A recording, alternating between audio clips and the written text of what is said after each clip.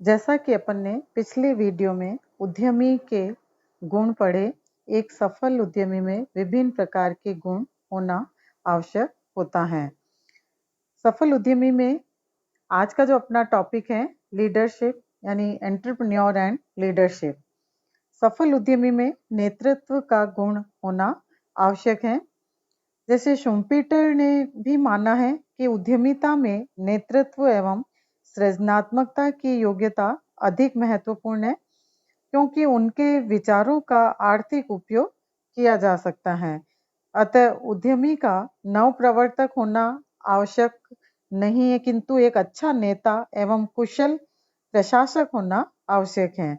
तो वह नेतृत्व, प्रशासन क्षमता एवं सृजनात्मकता के द्वारा ही संगठन का निर्माण कर सकता है।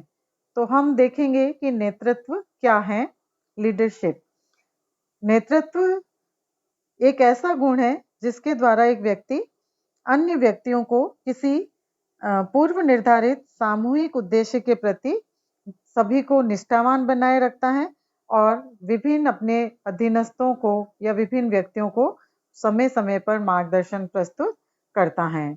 जैसे लिविंगस्टन ने भी अपनी परिभाषा दी है, नेतृत्व अन्य लोगों में किसी सामान्य उद्देश्य का अनुसरण करने की इच्छा जागृत करने की योग्यता है। यानी नेतृत्व एक उद्यमी के द्वारा व्यक्तियों को, यानी जो उसके साथ काम करने वाले अन्य व्यक्ति हैं, उनको अपने सामान्य उद्देश्य पूरे करने के लिए, उद्देश्यों की प्राप्ति के लिए उनको इच्छा से अपने काम को करने के लिए मार्गदर्शन देता है। कीथ डेविस के शब्दों में नेतृत्व दूसरे व्यक्तियों को पूर्व निर्धारित उद्देश्यों को उत्साहपूर्वक प्राप्त करने के लिए प्रेरित करने की योग्यता है। यह वह मानवीय तत्व है जो एक समूह को एक सूत्र में बांधे रखता है और इसे अपने लक्ष्य की ओर अभिप्रेरित करता है। तो कीथ डेविस का भी यही मानना है कि नेतृत्व व्यक्तियों को जो पहले से उद्देश्य निश्चित किए गए हैं, उनको किस प्रकार से सफलतापूर्वक प्राप्त किया जा सके, तो उन उद्देश्यों को प्राप्त करने के लिए व्यक्तियों में उत्साह पैदा करना, व्यक्तियों के अंतर्गत स्वैच्छिक इच्छा को, यानी उनकी इच्छाओं को जागृत करना, ताकि वे अपने कार्यों में अपना योगदान दे सके। इस आधार पर हम देखते हैं कि नेतृत्व की प्रकृति क्या है, नेचर ऑफ लीडरशिप। नेतृत्व की जो परिभाषा अपन ने देखी, उनका विश्लेषण किया, तो उस आधार पर नेतृत्व में विभिन्न प्रकार के लक्षण हमें दिखाई देते हैं। जैसे सामान्य उद्देश्य अथवा लक्ष्य, जनरल ऑब्जेक्ट्स और गोल्स।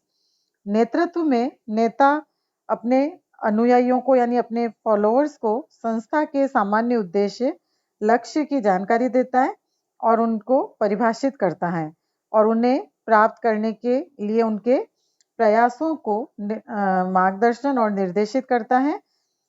और उन उद्देश्यों या लक्ष्यों की प्राप्ति में जो भी अगर कोई संभावित बाधा या समस्या आती है, तो वो उन्हें दूर करने की भी जानकारी देता है या करता है। तो इसीलिए डेविस और न्यूस्टॉर्म ने ठीक ही कहा है कि नेतृत्व दूसरों को उद्देश्य की प्राप्ति के लिए उत्साहपूर्ण प्रयत्न करने हेतु प्रोत्साहित एवं सहायता करने वाली प्रक्रिया है। सेकंड, यह एक प्रक्रिया है, इट इज अ प्रोसेस। नेतृत्व क्या है? दूसरे व्यक्ति या समूह को प्रभावित करने की प्रक्रिया है। यानी यह गतिशील एवं निरंतर, डायनेमिक एंड कंटिन्यूस प्रोसेस भी है, क्योंकि संस्था अथवा उपक्रम की स्थापना से लेकर और उसकी स्थापना तक नेतृत्व की क्रिया चलती रहती है। अनुयायियों का होना, फॉलोअर्स, नेतृत्व के लिए अनुयायियों का होना भी आवश्यक होता है, क्योंकि यहाँ जो अनुयायी हैं उनका तात्पर्य उन व्यक्तियों से है जो कि अपने लीडर के जो आदेश निर्देश वो देगा, वो उसका पालन करेगा। तो इस प्रकार से बिना अनुयायियों के एकता न तो विद्यमान बारे में सोचा जा सकता है और न ही संस्था के पूर्व निर्धारित सामान्य उद्देश्य या लक्ष्य की प्राप्ति की जा सकती है। व्यक्तिगत संबंध, पर्सनल रिलेशन, नेतृत्व नेता और फॉलोअर्स अनुयायियों के बीच एक व्यक्तिगत संबंध होता है, अर्थात नेता एवं समूह में जो उनके पारस्परिक संबंध हैं वो क्रियाशील होते हैं और ये संबंध साथ साथ कार्य करने, एक ही सामान्य हित के लिए प्रयत्नशील रहने और पारस्परिक क्रिया और प्रतिक्रियाओं के फलस्वरूप विकसित होता है। हितों की एकता, यूनिटी ऑफ इंटरेस्ट। संस्था में संगठन, नेता एवं अनुयायियों का हित हो सकता है। नेतृत्व का उद्देश्य तीनों के हितों की रक्षा करना होता है। परिस्थितियों का प्रभाव, इफेक्ट्स ऑफ सिचुएशन। नेतृत्व पर विभिन्न परिस्थितियों का भी बहुत प्रभाव पड़ता है, क्योंकि एक व्यक्ति एक स्थिति में नेता के रूप में सफलता प्राप्त कर सकता है तो दूसरी स्थिति में नहीं, और इसके अतिरिक्त भिन्न भिन्न स्थितियों में नेतृत्व अलग अलग शैली का भी हो सकता है, अलग अलग प्रकार का हो सकता है। समूह का एकीकरण एवं निर्देशन, direction and integration of group. नेतृत्वकर्ता अपने समूह का एकीकरण करता है और उन्हें एक निश्चित ढंग से कार्य करने को प्रेरित करता है, और इसके अलावा वो अपने समूह का निर्देशन भी करता है। विभिन्न गुणों का संयोजन, combination of different qualities. Leadership क्या है? विभिन्न गुण जैसे साहस, कम्युनिकेशन, सामाजिक चेतना, मानसिक क्षमता, मोटिवेशन, एबिलिटी, कॉन्फिडेंस आदि का संयोजन है, कॉम्बिनेशन है। और इस प्रकार के गुण होने से ही जो समूह में वांछित कार्य है वो स्वेच्छापूर्वक करवाया जा सकता है। फिर स्थितिगत कौशल एवं कला, सिचुएशनल स्किल एंड आर्ट। नेतृत्व स्थितिगत कौशल और कला है, क्योंकि इसे समय और परिस्थितियों के अनुरूप उपयोग में लाया जाता है, और यही नहीं, नेतृत्व के अनुरूप विधियों और शैलियों को भी सभी परिस्थितियों में हम समान रूप से लागू नहीं कर सकते हैं। आदर्श आचरण, आइडियल कंडक्ट। नेता अपने आचरण और अपने फॉलोअर्स के समक्ष आदर्श प्रस्तुत कर उनको क्या करता है? प्रभावित करता है, अट्रैक्ट करता है, और वे चाहते हैं कि उनका जो लीडर है वो नेता जो है वो आदर्श ही नहीं रखता है, अपितु एक आदर्श व्यक्ति भी होना चाहिए ताकि वे उसका अनुसरण कर सके। तो इसके संबंध में उर्विक ने भी कहा है कि अनुयायियों को यह प्रभावित ही नहीं करता, अपितु वह क्या है, वह क्या कार्य करता है और वह किस प्रकार का व्यवहार करता है, वो ये सारे तथ्य भी उससे प्रभावित होते हैं। नेक्स्ट, पारस्परिक संबंध, म्यूचुअल रिलेशन। लीडरशिप क्या है? विभिन्न घटकों में म्यूचुअल रिलेशन, जैसे नेता के लक्षण, फॉलोअर्स की जो अभिवृत्तियां हैं, उसका जो एटीट्यूड है, उसकी जो नीड्स हैं, आवश्यकता हैं, और अन्य जो उसके व्यक्तिगत गुण हैं, संगठन के लक्षण और बाहरी स्वरूप, दशाएं आदि, वो इससे संबंधित होती हैं, और इन घटकों के आधार पर ही आपस के जो उनके संबंध हैं वो अच्छे संबंध बन पाते हैं। फिर आपसी हितों की एकता, unity of mutual interest.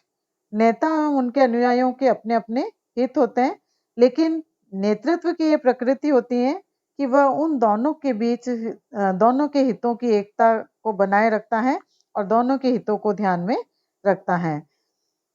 George R Terry ने भी कहा है कि नेतृत्व पारस्परिक उद्देश्यों की पूर्ति हेतु व्यक्तियों को स्वैच्छिक प्रयत्न करने के लिए प्रभावित करने की एक क्रिया है। फिर नेतृत्व प्रबंध से भिन्न है। Leadership is different from management. नेतृत्व को मैनेजमेंट से अलग माना जा सकता है। जैसे नेतृत्व का उदय अन्य व्यक्तियों की स्वीकृति से होता है, जबकि प्रबंधक का जो पद है वो समूह की स्वीकृति पर आधारित न होकर चुनाव पर आधारित होता है। इसी तरह से नेतृत्व प्रबंध का एक अंग है, यानी नेतृत्व प्रबंध का ही एक पार्ट है, जबकि प्रबंध का क्षेत्र लीडरशिप यानी नेतृत्व से विस्तृत होता है। इसी तरह से नेतृत्व में क्यों एवं कैसे की जानने की प्रवृत्ति पाई जाती है, जबकि प्रबंध में प्रबंधक मुख्यतः समस्याओं के समाधान में रुचि लेते हैं। नेतृत्व प्रक्रिया प्रबंध की अपेक्षा अधिक गतिशील, लोचशील, फ्लेक्सिबल और खुली होती है, जबकि नेतृत्व की तुलना में प्रबंधक अधिक संगठित, व्यवस्थित और औपचारिक प्रकृति के होते हैं। उन्हें क्योंकि सारे कार्य की औपचारिकताओं को पूरा करना होता है। फिर है कौशल का एक समूह, ग्रुप ऑफ स्किल। नेतृत्व मानवीय, तकनीकी, सैद्धांतिक और व्यवहारवादी कौशलताओं का एक समूह, एक ग्रुप माना जाता है। लेकिन नेतृत्व का यानी लीडरशिप का जो जन्म है वो इन कौशलताओं और योग्यताओं को व्यवहार में लाने पर ही होता है। यानी व्यक्ति जब तक अपने व्यवहार में प्रैक्टिकल रूप से इन सभी स्किल्स का यूज नहीं करेगा, तब तक उसकी जो कौशल है, उसकी जो योग्यता है, वो उसे जानना या उसको समझना आसान नहीं होगा। तो इस संबंध में फुलबर्ट ने कहा है कि नेतृत्व का संबंध ज्ञान को कार्य व्यवहार में लागू करने से है। यानी एक उद्यमी के अंतर्गत भी इस प्रकार की अगर लीडरशिप होगी, इस प्रकार का नेतृत्व होगा, तो वो अपने उद्यम में जितनी भी काम करने वाले व्यक्ति हैं या जो भी उसके संपर्क में आने वाले व्यक्ति हैं, वो उनको अधिक से अधिक प्रभावित करते हुए उनकी उद्देश्य को प्राप्त करने के प्रति उनकी इच्छा को जागृत करने में, उनको मार्गदर्शन देने में सफल हो सकता है। तो इस तरह से उद्यमी और नेतृत्व का आपस में एक घनिष्ठ संबंध होता है। Thanks students.